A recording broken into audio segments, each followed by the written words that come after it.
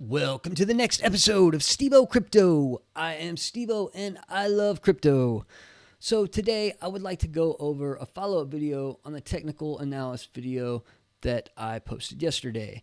And I kind of wanted to go over different time frames on your charts. These are really important, guys. So depending on the type of trader you are, are you a day trader? Do you trade often? Do you trade once a week? Do you trade once a month? Do you just set some money in there and then look at it in 6 months? How do you trade? So based on how you trade, we determine the time frame of the chart that you're looking at, right? That you want to look at. So I like to look at the hour chart personally because I'm looking at it throughout the day, and but I'm not constantly looking at it, right? So some day traders, they're going to, a lot of day traders and the professionals, these guys look at the 1 minute charts, they look at the 3 minute charts, and they're looking at these patterns. Of course, they're looking at the bigger charts as well, the longer charts as well. But, some of these day traders that are getting in and out of these trades, they're, throughout the day, they're looking at these 1 minute charts and they're looking at these patterns in these 1 minute charts. And as you go in and out, you can see different patterns. So it's really important to understand that these patterns exist on every level, whether you're trading at the every minute, with these minute charts, or you're trading with a day chart and you're looking at what's happening every day, because maybe you look at once a week, you're checking it out and seeing what's going on, or maybe a couple times a week. So if that's the case, the day chart's probably a good use for you. You could probably use the day chart pretty well. And there's different increments here. You have a 12-hour chart. So my point on where I'm going on this video today is, though, so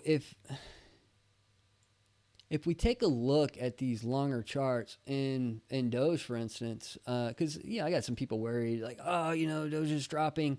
There's ups and downs, guys. There's ups and downs in the market, so it's really important to understand that.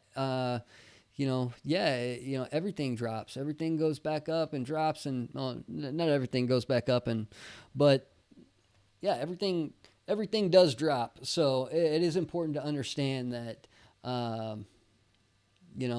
You're going to see resistance. So, and if we take a peek at the RSI down here, again, if you haven't checked out the technical analysis video that I posted yesterday, check that out. I'll post it below. But the RSI is showing here that it is going well above 70 here, and right when we're up in this range here, and because of that, we've been overbought. It's time to sell. So people were selling, and this happens, guys. There's ups and downs in the market. So we hit the Bollinger Band down here. We started seeing some resistance, and now starting to see some bounce back. And if you look here at the MACD, it's showing you this as well. So hey, we had a lot of momentum. We got some resistance. Okay, so we started dropping here. Got some more momentum, and we raised up. We got some nice separation here on the exponential averages, moving averages, and we saw some nice gains from that. And then we lost some momentum. Hey, it's time to. We're well over again. We're well over on our RSI here, 70 point, and we're overbought. And here in the crypto market, guys, it's really common to see this, guys. So it hits that 70 range, and again, we're on the 12-hour chart here.